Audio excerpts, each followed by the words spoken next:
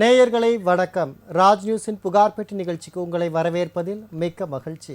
அரசிற்கும் மக்களுக்கும் பாலமாய் திகழக்கூடிய இந்த புகார் பெட்டி நிகழ்ச்சியில் உங்கள் புகார்களை தெரிவிக்க வேண்டும் என்றால் திரையில் தெரிகின்ற எண்ணான 044424311361 என்ற தொலைபேசியினருக்கு தொடர்பு கொண்டு உங்கள் புகார்களை தெரிவிக்கலாம். தொடர்பு கொள்ள இயலவில்லை என்றால் உங்கள் புகார்களை கடிதம் மூலமாகவும் அனுப்பலாம். அனுப்ப வேண்டிய முகவரி புகார் பெட்டி, ராஜ் தொலைக்காட்சி, நம்பர் 32, போயஸ் 2வது தெரு, தேனாம்பேட்டை, சென்னை 6,18,000 என்ற முகவரிக்கு உங்கள் கடிதங்களை அனுப்பலாம். நிகழ்ச்சியின் தொடக்கமாக வந்திருக்கும் சிறப்பு விருந்தினர்களை வரவேற்றிருவோம். சமூகம் சார்ந்த பிரச்சனைக்கு தீர்வு காண வந்திருக்கும் சமூக ஆர்வலரும் மக்கள் வழிகாட்டி இயக்கத்தின் நிறுவனருமான திரு ராஜேஷ் அவர்களை வரவேற்றிருவோம். வணக்கம் சார். சட்டம் சார்ந்த பிரச்சனைக்கு தீர்வு காண வந்திருக்கும் சட்ட ஆலோசகரும் உயர்நீதிமன்ற வழக்கறிஞருமான திரு மணி கங்காதரன் அவர்களை வரவேற்றிருவோம். வணக்கம் சார். நம்ம நிகழ்ச்சியோட முதல் அழைப்பாளர் வந்திருக்காங்க, பார்த்துருவோம். வணக்கம், ராஜ் நியூஸ் புகார் பெட்டி. உங்கள் பேர் சொல்லுங்கள் சார். விழுப்புரம் மாவட்டம் சிவகுரு சார். சிவகுரு, விழுப்புரம் மாவட்டங்களா? என்ன புகார் சொல்லுங்க ஐயா. அதாவது சார், இந்த பாண்டு எழுதுறாங்களே ஊருங்கள, சொல்லுங்க ஐயா. அது வந்து இந்த பேப்பர்ல எழுதுனாக்கா 3 வருஷம் சொல்லுன்றாங்க. சரிங்க ஐயா. பத்திரத்துல எழுதுனா அது எத்தனை வருஷம் சார் சொல்லும்?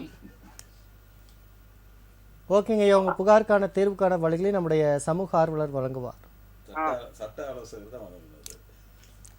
சொல்லுங்க சார். ஐயா வணக்கம். வணக்கம் சார். இப்போ அது வந்து பாண்டா இருந்தாலும் நீங்கள் வந்து பத்திர ஸ்டாம்ப் பேப்பரில் எழுதினாலும் 3 ஆண்டுகள் தான் செல்லும். அந்த 3 ஆண்டுகள் முடிவு வரதுக்கு முன்னாடி நீங்கள் அதாவது அது பின்னாடி அந்த பத்திரத்துக்கு பின்னாடி என்டாஸ்மெண்ட் பண்ணி இந்த தொகையை கொடுத்ததா ஏதாவது ஒரு என்டாஸ்மெண்ட் பண்ணீங்கன்னா அந்த 3 வருஷம் முடியறதுக்கு முன்னாடி திருப்பி 3 வருஷம் எக்ஸ்டெண்ட் ஆகும் அது.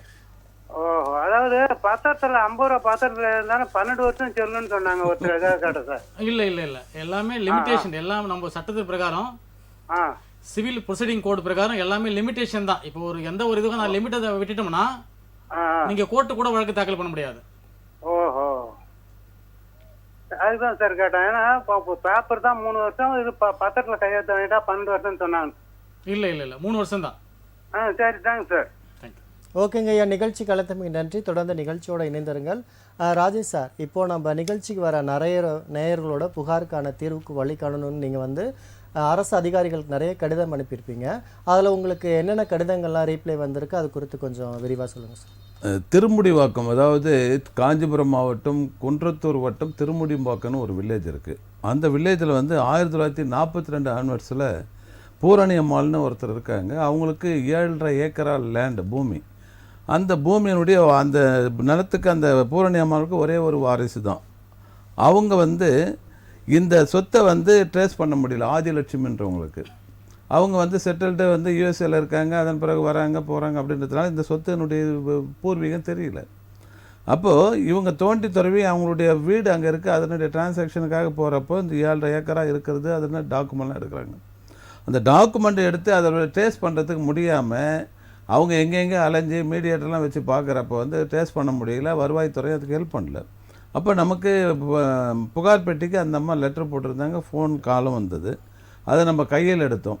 கையில் எடுத்தப்போ நம்ம வந்து அரசு துறைக்கு வந்து வருவாய்த்துறைக்கும் அதே போல் வந்து பதிவேடுகள் துறை இயக்குனருக்கு அனுப்பியிருந்தோம். சர்வே டைரக்டர் இருக்கார் சென்னையில், அவங்களுக்கெல்லாம் அது மாவட்ட ஆட்சித்தலைவருக்கெலாம் அனுப்பியிருந்தோம்.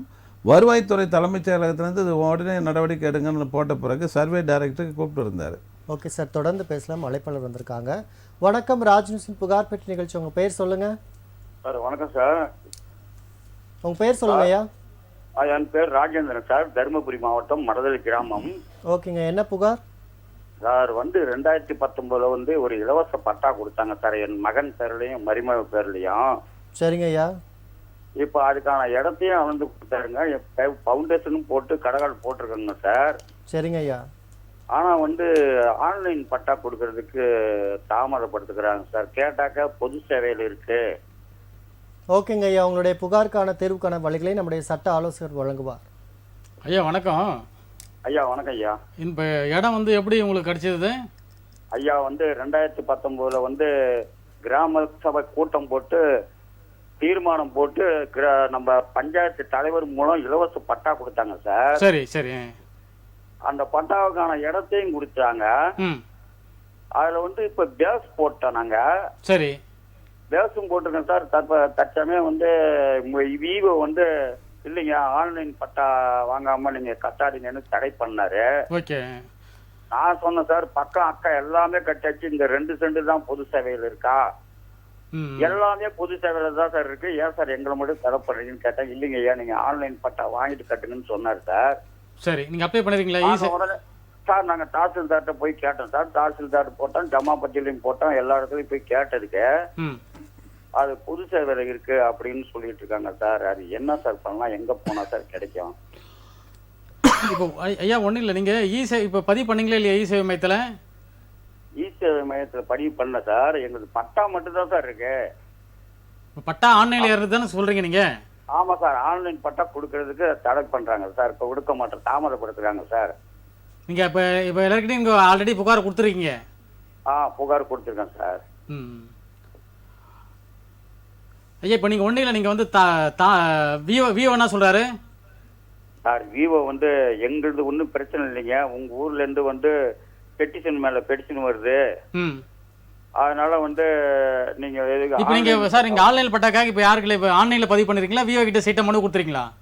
சார் தாசில்தார்ட்டே கொடுத்தோம் சார், ஜமா பஞ்சியில் கொடுத்தோம், கலெக்டர்கிட்டையும் பெட்டிஷன் கொடுத்தோம். சரி ஓகே, நீங்கள் ஒன்றும் இல்லை சார், சொல்லுங்க. இந்த 2 அப்ளிகேஷனை வச்சு சரி சார் மாவட்ட வருவாய் அலுவலர்கிட்ட கொடுங்க. மாவட்ட வருவாய் அலுவலர்கிட்ட ஆர்டிஓ கிட்ட. ஆமாம், ஆர்டிஓ கிட்ட கொடுங்க. ஆர்டிஓ கிட்டையும் கொடுத்துருக்கு சார். ஆர்டிஓ கிட்ட வந்து எங்க பஞ்சாயத்து தலைவர் மூலியமாவே எம்எல்ஏ லெட்டர்ல இருந்து எல்லாமே வாங்கி கொடுத்துருக்குது. சரி. அவரும் வந்து பார்வையிட்டும் போயிட்டாரு. ஆனா எந்த ஒரு ரியாக்ஷனும் இல்ல சார். சரி ஓகே, மாவட்ட ஆட்சித்தலைவர் கொடுத்துருக்கீங்களா? ஆல்ரெடி கொடுத்துருக்கீங்களா? ஆல்ரெடி கொடுத்தேன் சார். எவ்வளவு நாள் பெண்டிங் இருக்குது சார்? இப்ப வந்து 2019 வந்து இப்பதான் சார் கட்டினோம், பேஸ் போட்டோம். இப்போ 1 மாசமா தான் சார் வெயிட்டிங்ல இருக்கு. 1 மாசமா நாங்க எங்க பாக்கணுமோ அங்கெல்லாம் பார்த்துருக்கோம் சார். ஆனா ஆன்லைன் பட்டா கொடுக்க மாட்டாங்க. அதுக்கு என்ன வழி சார்? எங்க போனா கிடைக்கும் சார்? சரி ஓகே, இப்போ நீங்க இந்த ரெப்ரசன்டேட்டிவ் சார் 3 லட்சம் ரூபாய் கடன் வாங்கி பேசும் போட்டாச்சு சார். என்ன சார் பண்றது? ராஜேந்திரன் சொல்லுங்க சார். அதாவது நீங்க ஆர்டிஓ பார்த்துட்டீங்க, டிஆர்ஓ பார்த்துட்டீங்க, கலெக்டர் பார்த்துட்டீங்க, மாவட்ட லெவலில் எல்லா அதிகாரியும் பார்த்துட்டீங்க வருவாய்த்துறையில். ஆமா சார். நீதிமன்றத்தையும் அணுகிருக்கீங்க? நீதிமன்றம் அணுகல சார். போலையா? சரி ஓகே. இப்போ என்னன்னு கேட்டால் உங்களுக்கு எதிராக வந்து அதே லோக்கலில் பப்ளிக் வந்து அப்ஜெக்ஷன் பண்ணுறாங்கன்னு சொன்னால் அதை தான் வந்து விஏஓலேருந்து தாசில்தார்ந்து கலெக்டர் வரைக்கும் ஏற்றுக்குவாங்க. உதாரணத்துக்கு களம்பரம்போக்குன்ற ஒரு இட வகையில் வந்து உங்களுக்கு பட்டா கொடுத்துருக்காங்கன்னு வச்சுக்கோங்க. ஆமாம் சார். அப்போ அந்த பப்ளிக்கே வந்து களம் இது எங்களுக்கு கதிர் அடிக்கிறது களம் வேணும், அதை வந்து பட்டா கொடுக்கக்கூடாது, கேன்சல் பண்ண ஒரு அப்ஜெக்ஷன் பண்ணாங்கன்னா அந்த நிகழ்வில் வந்து அது தடை பண்ணுவாங்க. அதுக்கு நீங்கள் என்ன பண்ணுங்கன்னா சென்னையில் இருக்கக்கூடிய நில நிர்வாக ஆணையாளர், ஆணையாளர் நில நிர்வாக ஆணையரகம், எழிலகம், சேப்பாக்கம், சென்னை 6,05,000 அந்த முகவரிக்கு உங்களுடைய தாவக்கள் எல்லா தஸ்தாவேஜெல்லாம் வச்சு மேல்முறையீடு போட்டிங்கன்னா அவங்க வந்து கலெக்டருக்கு டைரெக்டாக ஒரு என்கொயரி என்டாஸ்மெண்ட் பண்ணுவாங்க. அதன் பிறகு உங்களுக்கு தீர்வு கிடைப்பதற்கோ இல்லை உங்களுக்கு என்ன ஆலோசனை சொல்கிறாங்கிறது தெரியலாம். ஓகே சார், நன்றி சார். எல்லா இடத்துலையும் பக்கா 2 சென்ட் தான் சார். என்னது மட்டும் என்னது ஒரு 4 வீடு எல்லாமே அப்படியே. சரி ராஜேந்திரன், இந்த முகவரிக்கு நீங்கள் முயற்சி பண்ணுங்க, முயன்றால் முடியாது ஒன்றுமில்லை. ஓகே சார், நன்றி சார். நன்றி நன்றி. ஓகேங்க ஐயா, நிகழ்ச்சிக்கு அழைத்தமை நன்றி. தொடர்ந்து அப்போ இந்த அம்மா என்ன பண்ணாங்க, தன்னுடைய இடத்தை இவ்வளவு தூரம் கோட்டையிலேருந்து கொத்தலை வரைக்கும் நடவடிக்கை எடுத்த பிறகு, புகார் பெட்டிக்கு வந்த லெட்டரை மக்கள் வழிகாட்டி எடுத்த பிறகு அந்த இடத்த போய் ஃபீல்டில் பார்த்தோம்னா திருமுடி வாக்கத்தில் மங்களாபுரி அப்படின்னு இருக்குது. அப்பா முட்டி நெய்ய பொண்டாட்டி நெய்ன்னு சொல்லுவாங்க கையான்னு கிராமிய பழப்பு. இந்த அம்மாவுடைய 7.5 ஏக்கரா நிலத்தை வந்து ஃபேக் டாக்குமெண்ட் போட்டு மங்களாபுரின்னு ஒரு ரியல் எஸ்டேட் இது எல்லாத்தையும் போட்டு கொடுத்துட்டார். அந்த ரோடு இருக்குது பாருங்கள், அந்த ரோடு மட்டும் தான் இவங்க பேரில் இருக்குது. ஆனால் ஃபுல் பவுண்ட்ரி அவங்க பேரில் பட்டா இருக்குது. யார்? இந்த ஆதிலட்சுமா அந்த பூரணி அம்மாள் பேரில் இவங்க பேருக்கு வாங்கிட்டாங்க. இப்போது இதுக்கு நடவடிக்கை எடுக்கிறதுக்காக நேற்று நான் போயிருந்தேன். நேற்று காஞ்சிபுரம் அந்த உதவி இயக்குனர் சர்வேயை போய் பார்த்து மிஸ்டர் பச்சையப்பன் அவரை பார்த்த பிறகு எல்லா இதுவும் எடுத்து ஏறக்குறைய 2 மணி நேரம் ஆய்வு பண்ண பிறகு கம்ப்யூட்டரில் எல்லா டாக்குமெண்ட் எடுத்த பிறகு அது எல்லாமே அரசியல் தலையீடு, ஆளுங்கட்சி எதிர்கட்சி போனவன் வந்தவன் கைத்தடிகள் எல்லாம் வச்சுட்டு இருக்கானுங்க. அதனால் அது வந்து பவுண்டரி எடுக்க முடியாது. நாங்கள் வந்து அளந்து உங்களுக்கு கொடுத்துறோம். அதன் பிறகு நீங்கள் வந்து நீதிமன்றத்தை அடிக்கி பெறுங்களான்னு சொல்லிட்டாங்க. அப்போ அது பட்டா போட்டு வித்துட்டாங்களா சார் திரும்பி அளக்க? ஆமாம், அந்த அணுக்கிறதுக்கு வந்து இருக்குது, இவங்க பேரில் தானே பட்டா இருக்குது இன்னமும். இப்போ அவர் சொன்னார் இல்லைங்களா, ராஜேந்திரன் தருமபுரியிலேருந்து ஆன்லைன் பட்டா, அந்த ஆன்லைன் பட்டா இந்த அம்மா பூரணி அம்மாளுடைய மகள் ஆதிலட்சுமி என்ற பேரில் இருக்குது. அது வந்து பட்டவர்த்தமாக தெரியுது. அது ஏடி சர்வே மாவட்ட அளவில் இருக்கக்கூடிய சப் கலெக்டர் அவர் பார்த்துட்டு கண்டிப்பாக நான் வந்து ஃபீல்டு உங்களுக்கு என்கொயரி பண்ணி அளந்து அதுகள் காட்டிடுறேன், நீங்கள் நடவடிக்கை எடுத்துங்கன்றாரு. அப்போது 1942 இருந்த ஒரு சொத்தை வந்து கண்டுபிடிக்க முடியாமல் புகார் பெட்டிக்கு வந்ததனுடைய விளைவாக மக்கள் வழிகாட்டின் தலையெடுத்து அதை கண்டுபிடிச்சாச்சு. இப்போது அதில் முயன்றால் முடியாது எதுன்னு கிடையாதுன்றதுக்கு இது ஒரு உதாரணம். இதே ஒரு நிகழ்வு. அடுத்த நிகழ்வு வந்து 150 ஆண்டுகளாக வந்து கொல்லிமலையில் அங்கே இருக்கக்கூடிய ஒரு 5 கிராமங்களுக்கு பஸ் வசதியே கிடையாது. இந்த பஸ் வசதி கிடையாது இந்த மக்கள் வந்து நாமக்கல் மாவட்டம் கொல்லிமலை வட்டம். Okay sir. அது ஒரு 15 கிராமம் அந்த மலையில் இருக்குது. 150 ஆண்டுகளில் பஸ் வசதி இல்லைன்னா அந்த 5 கிராம மக்கள் என்ன பண்ணுவாங்க, 8 கிலோமீட்டர் நடந்து வரணும். புகார் பெட்டிக்கு வந்ததனுடைய விளைவு நம்ம மக்கள் வழிகாட்டி இயக்க நடவடிக்கை எடுத்தோம். அந்த சம்பந்தப்பட்ட மாவட்ட ஆட்சித்தலைவர் அதிரடியாக நடவடிக்கை எடுத்து இப்போ மினி பஸ் ஆப்ரேட் பண்ணியிருக்காங்க. ஓகே சார், தொடர்ந்து பேசலாம். அழைப்பாளர் வந்திருக்காங்க. வணக்கம், ராஜ்நியூஸின் புகார் பெட்டி நிகழ்ச்சி. உங்கள் பேர் சொல்லுங்கள். என் பேர் சீனிவாசன். எந்த மாவட்டங்க ஐயா? நாங்க வந்து மாவட்ட நீதிமன்றம் இருக்கு பாளையங்கோட்டையில, அதுக்கு பின்னாடி அண்ணா. ஐயா உங்கள் மாவட்டம் சொல்லுங்க, அப்புறம் உங்கள் புகார் சொல்லுங்க. திருநெல்வேலி மாவட்டம். இப்போ உங்கள் புகார் சொல்லுங்க. எங்களுக்கு நாங்க 20 வீடு இருக்கோம் இதுல, கோர்ட்டுக்கு நேரா பின்னாடி, பாளையங்கோட்டை கோர்ட்டுக்கு பின்னாடி. சரிங்க ஐயா. இதுல பட்டா என்ன தராங்க ஒன்றும் தரல. ஆனா மாநகராட்சியில இருந்து எல்லா வசதியும் செஞ்சு கொடுத்துருக்காங்க. எலக்ட்ரிக், ரோடு, பம்பு, கக்கூஸ் எல்லாம் இருக்கு. சரிங்க ஐயா, உங்களுடைய புகாருக்கான தீர்வுக்கான வழிகளை நம்முடைய சட்ட ஆலோசகர் வழங்குவார். ஐயா வணக்கம். வணக்கம். எத்தனை வருஷமா ஐயா அங்கே இருக்கீங்க? 41 வருஷம் 42 வருஷம் ஆயிட்டுது. Okay okay. அந்த வரியெல்லாம் கட்டிருக்கீங்களா? ஆமா, எல்லா வரியும் கட்டிக்கிட்டு இருக்கோம். மாநகராட்சியில இருந்து எங்களுக்கு ரோடு எல்லாம் தந்திருக்காங்க. சரி சரி. இப்போ பட்டாக்காக அப்ளை பண்ணி எதனா ரிப்ளை கொடுத்துருக்காங்களா? எங்களுக்கு வந்து எப்படின்னாக்கி இந்த 20 வீடை கழிச்சிட்டாங்க. 20 வீடை கழிச்சிட்டு மற்ற எல்லாத்துக்கும் உண்டுன்னுட்டாங்க. அந்த ஆர்டிஓல அளக்க வந்ததுல தகராறு பண்ணி எங்களுக்கு சரியா அளக்கவே இல்லை. சரி. இந்த 2 கட்சிக்காரங்க இங்க இருக்காங்க. கட்சிக்காரங்க போராட்டம் பண்ணதுல ஒருத்தர் டிஎம்கேயும் அண்ணா டிஎம்கேயும் போட்டி போட்டு சண்டை போட்டதுனால எங்களுக்கு பட்டை அளக்காம போயிட்டாங்க. சரி சரி சரி. திருப்பி நீங்க முயற்சி பண்ணீங்களா? 20 வீடு இருக்கும். இல்ல ஐயா, திருப்பி நீங்க வந்து பட்டா வேண்டி நீங்க மனு பண்ணீங்களான்னு கேக்குறேன். நாங்க கலெக்டர் ஆபீஸுக்கு போனோம். உங்களுக்கு வந்து இந்த அரசியல் கட்சிக்காரங்க சண்டை போட்டு உங்களுக்கு கொடுக்க விடாம ஆக்கிட்டாங்க. அதனால முதலமைச்சருக்கு நீங்க மாநிலத்துக்கு இது பண்ணி போடுங்கன்னாங்க. சரி. அதான் டிவியில பார்த்தேன், நான் போன் பண்ணேன். சரிங்க ஐயா, முதலமைச்சருக்கு அமைச்சிருங்களா? எங்களுக்கு 20 வீடு இருக்கு மொத்தத்துல. எல்லாரும் தீர்வ மாநகராட்சி எல்லாம் கட்டிக்கிட்டு இருக்கோம். இல்லையா, இப்போ பட்டாவுக்கு வேண்டி இப்போ முதலமைச்சருக்கு எதனா மனு கொடுத்துருக்கீங்களா? நாங்க மனு கொடுக்கல. இப்போ உங்கள்கிட்ட நேரா சொல்லுவோம், நீங்க தான் அதுக்கு இப்போ ஏற்பாடு பண்ணுவீங்க அப்படின்னுட்டு. சரிங்க சரிங்க. நிகழ்ச்சி முடிச்சு உங்களுக்கு தொடர்பு கொள்றேன். ஓகேங்க, நிகழ்ச்சி கலைத்தமை நன்றி. தொடர்ந்து நிகழ்ச்சியோட இணைந்திருங்கள்.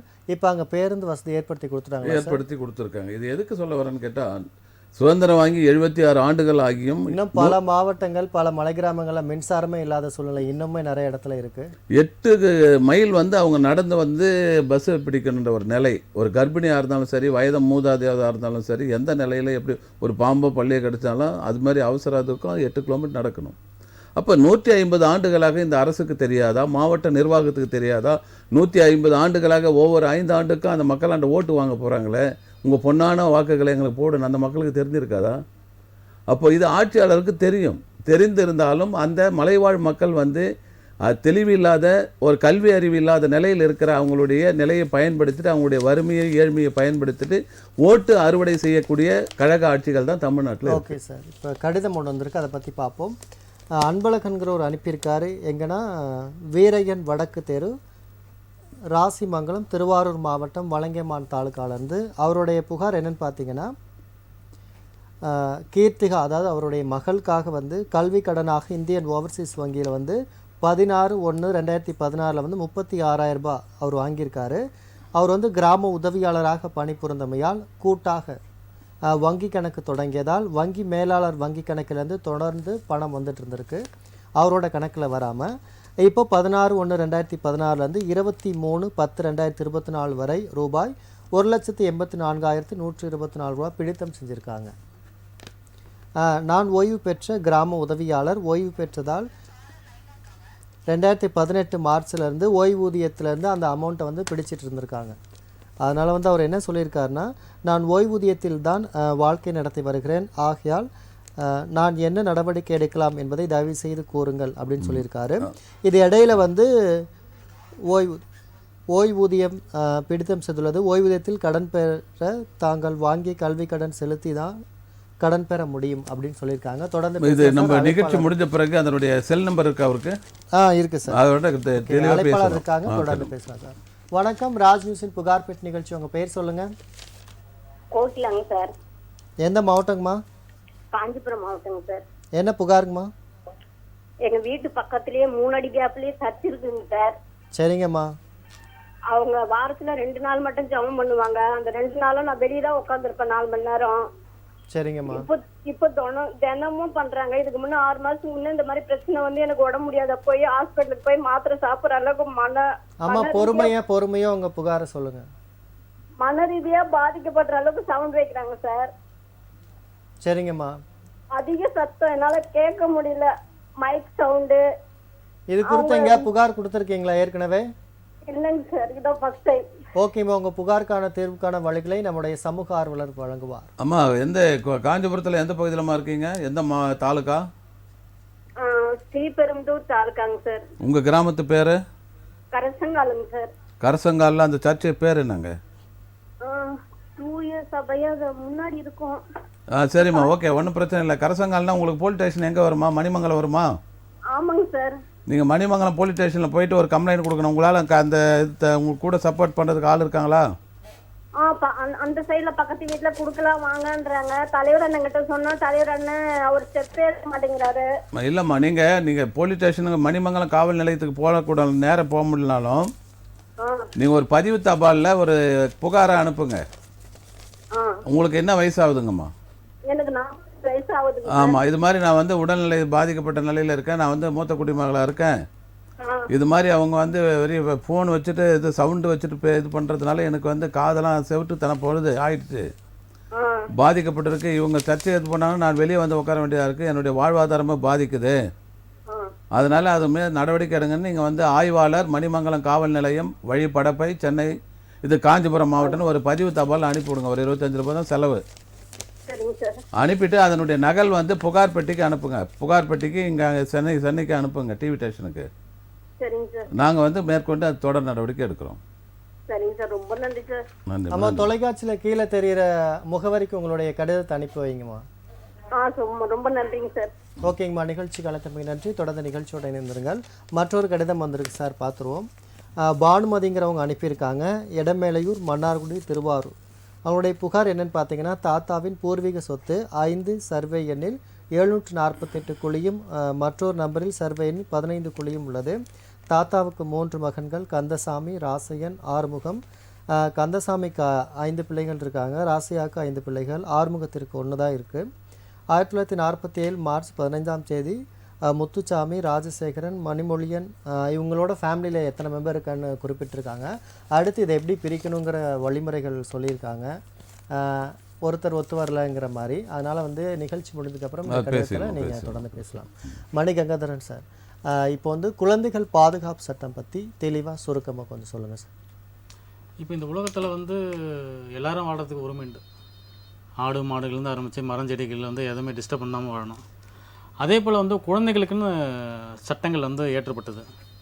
நீங்கள் வந்து பிலோ வந்து ஒரு குழந்தை எப்படி பாதிக்கப்பட்டனா, தான் பிறந்த குடும்பத்தால், அதன் பிறகு அந்த உறவினர்களால், அதுக்கப்புறம் அந்த பொது சமூகம், தன்னுடைய சார்ந்த சமூகம், அதுக்கப்புறம் பொது சமூகம், இந்த அமைப்பில் தான் பாதிக்கப்படும். இப்போ சப்போஸ் அவங்க ஒரு குழந்தை பிறந்து அவங்க பெற்றோர்களை பார்க்க முடியல, அந்த குழந்தை வெளியே வந்துருச்சு, வெளியே வந்த பிறகு யாரை கூட சார்ந்து வாழும். அப்படி வாழுகின்ற சமயத்தில் வந்து அது வந்து பிலோ 18 இருந்துச்சுன்னா அந்த குழந்தைக்கு வந்து அரசாங்கமே எல்லாமே வந்து படிக்கிறதுலேருந்து அந்த குழந்தைய வந்து பாதுகாக்கிறதுலேருந்து எல்லா உரிமைகளையும் அதற்கு இலவசமாகவே சட்டம் கொடுக்குறது. Okay sir. அப்போ அந்த குழந்தைகளை வந்து இப்போ யாராவது மிஸ்யூஸ் பண்ணுறாங்க, ஒரு குழந்தை தொழிலாளர்களாக யூஸ் பண்ணுறாங்க, இல்லை மற்றொரு கேள்வி என்னன்னா, இப்போ வந்து நிறைய விபத்துல வந்து பெற்றோர்கள் இறக்க வேண்டிய சூழ்நிலை இருக்கு. அப்போ அந்த குழந்தைகள் வந்து சொந்தக்காரங்களுமே ஒரு சில இடத்துல பார்த்துக்கிறாங்க, ஒரு சில இடத்துல பார்க்க மாட்டேங்கிறாங்க. அப்படின்னா அந்த குழந்தைகள் வந்து யார் அணுகணும்? அரசு சார்பாக காப்பகத்துக்கு நீங்கள் வந்து இப்போ நீங்கள் பொதுவாக வந்து பார்த்தீங்கன்னா கலெக்டர் ஆஃபீஸில் சமூக சோசியல் வெல்ஃபேர்னு ஒரு தனியாக ஒரு இதுவே இருக்குது. ஓகே. பட் நம்ம அவங்கள அணுகலாம். அதன் பிறகு வந்து நம்ம கலெக்டரே அணுகலாம். இது மாதிரி வந்து எனக்கு வந்து யாரும் அம்மா அப்பா இறந்துட்டாங்க. இப்போ கொரோனாவில் கூட ஒரு ஆக்டே கொண்டு வந்தாங்க. 2 பேரும் அம்மா அப்பா கொரோனாவில் இறந்துருப்பாங்க. அதன் பிறகு அவங்களுக்கு படிப்பு செலவுகள் எல்லாமே வந்து கவர்மெண்ட்டே அண்டர்டேக்கிங் பண்ணுது. Okay sir. இப்போ எது நடந்தாலும் சார் ஒரு மாவட்டத்தில் ஒரு குழந்தைகள் அந்த மாவட்டம் இருக்குன்னா அந்த மாவட்டத்துக்கு அட்டாதி கலெக்டர் தான். ஓகே. நீங்கள் எந்த ஒரு உங்களுக்கு குழந்தைகள் பாதிக்கப்பட்டாலும் சரி, இல்லை எந்த ஒரு இன்னைக்கு இந்த கவர்மெண்ட்டில் இருக்கிற எல்லாருடைய நிர்வாக தலைவரே கலெக்டர் தான். ஓகே. நம்ம எதுவாக இருந்தாலும் கலெக்டர் நேரடியாக அணுகலாம். ஓகே. பட் அவரு தான் வந்து டைரக்ட் பண்ணார், இவங்கள பாருங்க அவங்கள பாருங்கன்னு சொல்லுவார். அதனால வந்து குழந்தை தொழிலாளர்களை வந்து வேலைக்கு அவங்க சப்போஸ் வேலைக்கு சேர்றாங்க, அவங்க படிக்கிறதுக்கான உதவிகள் யாரும் செய்யலை, அப்படி அவர் மிஸ்யூஸ் பண்ணுறாங்கன்னா அவங்க டைரெக்டாக வந்து அவங்க தான் புகார் கொடுக்கணும்ல. அதை பார்க்குற நம்மள கூட புகார் கொடுக்கலாம். Okay sir. குழந்தைகள் நல வாரியத்தில் நம்ம புகார் கொடுக்கலாம். சைல்டு வெல்ஃபேர் கமிட்டின்னு தனியாக இருக்குது. Okay sir. அந்த கமிட்டி ஏன்னா இதான் வேலையாக தான். இப்போ சப்போஸ் வந்து ஒரு குழந்தைகள் இப்போ ஏதோ ஒரு பாதிக்கப்பட்டதுன்னா ஒரு மாவட்ட வாரியாக இருக்குது. இப்போ பார்த்தீங்கன்னா லாஸ்ட் டைம் வரையும் அந்த கமிட்டிக்கு யாரும் போடாமல் இருந்தாங்க, இப்போ போட்டிருக்காங்க. இப்போ அந்த கமிட்டியில் வந்து பார்த்தீங்கன்னா 4 மெம்பர் இருப்பாங்க, ஒரு தலைவர் இருப்பாங்க, பிரசிடென்ட் 4 உறுப்பினர் இருப்பாங்க. அவங்க தான் அதை ஃபுல்லாக நிர்வாகத்தில் பார்க்குறவங்க. அவங்க வந்து இப்போ எந்த விஷயம் சப்போஸ் வந்து இது வந்து பார்த்தீங்கன்னா குற்றங்கள். இப்போ இந்த குழந்தைகள்லாம் என்ன பயன்படுத்துறாங்கன்னா நிறைய பேர் வந்து ஒரு கை காலை முடக்கிட்டு பிச்சை எடுக்கிறதுக்கு பயன்படுத்துறாங்க. சார் தொடர்ந்து பேசலாம். அழைப்பாளர் வந்திருக்காங்க. வணக்கம், ராஜ் நியூஸின் புகார் பெட்டி நிகழ்ச்சி. உங்கள் பேர் சொல்லுங்க. இந்த மாதிரி கனி சார். சதீஷுங்களா? கனி சார். Okay sir. எந்த மாவட்டம்? தென்காசி. என்ன மாவட்டம்? தென்காசி. என்ன புகாருங்க ஐயா? ஐயா இடம் விஷயமா கேட்கணும். சொல்லுங்க ஐயா. ஐயா நான் 1992 ஒரு இடம் வாங்கி ஒரு பகுதியில் வீடு கட்டி ஒரு பகுதியில் மரங்கள் வச்சு வளர்த்துருந்தேன், வாழை எல்லாமே. சரிங்க ஐயா. நான் வாங்கினது வந்து பூரியத்து இடம், அவங்க சொந்த சம்பாத்தியத்தில் உள்ளது. அவங்க தகப்பனாருக்கு அண்ணனுக்கும் சொந்த இடம். சரிங்க ஐயா. அண்ணனுக்கும் தங்கச்சிக்கும் கோர்ட்ல வந்து இந்த உடம்படிக்கை பண்ணி கேஸ் நடக்க பக்கத்துல யாருக்கும் ஒரு பட்டா போட்டு கொடுத்து போயிட்டாங்க, யூரியார் பட்டாவில். சரிங்க ஐயா. ஆனால் கோர்ட்டு சமான உடம்படிக்கை படி நான் வாங்கிட்டேன் இந்த இடத்த. ஓகேங்க ஐயா. நான் வாங்கி எனக்கு அடுத்து மேல் பக்கத்துல ஒரு அரை சென்டும் நான் ஒரு 3 சென்டும் வாங்கிட்டேன். சரிங்க ஐயா. உங்களுடைய புகாருக்கான தீர்வுக்கான வழிகளை நம்முடைய சட்ட ஆலோசகர் வழங்குவார். ஐயா வணக்கம். வணக்கம் ஐயா. அந்த எனக்கு மேல் பக்கத்துல ஒரு ஆள் அரை சென்ட் இடம் வாங்கியிருந்தாரு. சரிங்க ஐயா. நானும் 3 சென்ட் வாங்கினேன். 2 பேரும் ஒரே ஆள்கிட்ட தான் வாங்கியிருந்தோம். சரி. அண்ணனுக்கும் தங்கச்சிக்கும் சமான உடம்படிக்கை வரக்கூடிய கோர்ட்ல டிகிரியாவுக்கு முன்னுக்கூட்டி அதை யூரியார்ல அந்த ஆளு பேர்ல வந்து பட்டா கொடுத்துருக்காங்க. கோர்ட்ல டிகிரி ஆயிடுச்சா? டிகிரி ஆனது கூட நான் விளக்கரையுமே வாங்கினேன். சரி, ஓகே ஓகே. நான் அந்த டிகிரி சமான உடம்படிக்கை அடிப்படையில் நானே விளக்கரையும் வாங்கினேன். சரி. அந்த மேலும் அரசேண்டு உள்ளவருக்கு வந்து பட்டா கொடுத்துருக்காங்க யூரியார்ல. சரி. அவர் என்கிட்ட எந்த வம்பும் பண்ணல. அவர் என் கூட 14 வருஷமா ஒன்னாவே பக்கத்துல ஒன்னா தான் இருந்தோம். சரி. ஒரு இடம் வாங்கி விற்பனை பண்ணவர் என்ன பண்றாரு, அவர்கிட்ட வாங்க சமயத்துல அந்த பட்டாவை கணக்கு பண்ணி ஏன் இடத்தையும் சேர்த்து அவர் கிழக்கணிக்கு விளக்கரையும் போட்டு வாங்கியிருக்காரு. ஏன்னா பட்டா இல்ல, நான் பட்டா போய் இல்லன்ற உடனே அதை தெரிஞ்சுக்கிட்டு வாங்கிட்டாரு. வாங்கி 11 வருஷம் கழிச்சு எனக்கு தெரியாம வீடியெல்லாம் ஜேசிபி அந்த கொண்டு இந்த பாத்ரூம் போய் லெட்டியும் போய் எல்லாமே அந்த இடத்துல இருந்துச்சு. இருந்து வேலையெல்லாம் அடிச்சு இது பண்ணி போயிட்டாரு. நான் அப்புறம் கேஸ் போட்டேன். ஐயா கேக்குதுங்களா? நிகழ்ச்சி முடிஞ்சதுக்கு அப்புறம் உங்களுக்கு நிகழ்ச்சி முடிஞ்சதுக்கு அப்புறம் உங்களுக்கு தொடர்பு கொண்டு விரிவான விளக்கங்கள் கேட்பாங்க. சரிங்களா? இல்ல ஒரு நிமிஷம் சார். சரி சொல்லுங்க ஐயா. ஐயா அந்த கோர்ட்ல கேஸ்ல நான் உண்மையை தான் சொன்னேன் கோர்ட்ல. சரிங்க ஐயா. நிகழ்ச்சி முடிஞ்சதுக்கு அப்புறம் உங்களை தொடர்பு கொள்வாங்க நிகழ்ச்சி சார்பா. சரிங்களா? நிகழ்ச்சிக்கு அழைத்தமைக்கு நன்றி. தொடர்ந்து நிகழ்ச்சியோட இணைந்திருங்கள் சார். நிகழ்ச்சியோட நிறைவு பகுதிக்கு வந்துட்டோம். கிட்டத்தட்ட அரை மணி நேரமாக நம்முடைய நேயர்களுடைய புகாருக்கான தீர்வுக்கான வழிகளை வழங்கிய சமூக ஆர்வலருக்கும் சட்ட ஆலோசகருக்கும் நன்றியை தெரிவித்துக் கொள்வோம். நன்றி. நேர்களே உங்கள் புகார்களை தெரிவிக்க வேண்டும் என்றால் கடிதம் மூலமாக அனுப்பலாம். அனுப்ப வேண்டிய முகவரி புகார் பெட்டி, ராஜ் தொலைக்காட்சி, நம்பர் 32, போயஸ் 2வது தெரு, தேனாம்பேட்டை, சென்னை 6,18,000 என்ற முகவரிக்கு உங்கள் கடிதங்களை அனுப்பலாம். நேர்களை மீண்டும் சந்திப்போம் மற்றொரு புகார் பெட்டி நிகழ்ச்சியில். நன்றி, வணக்கம்.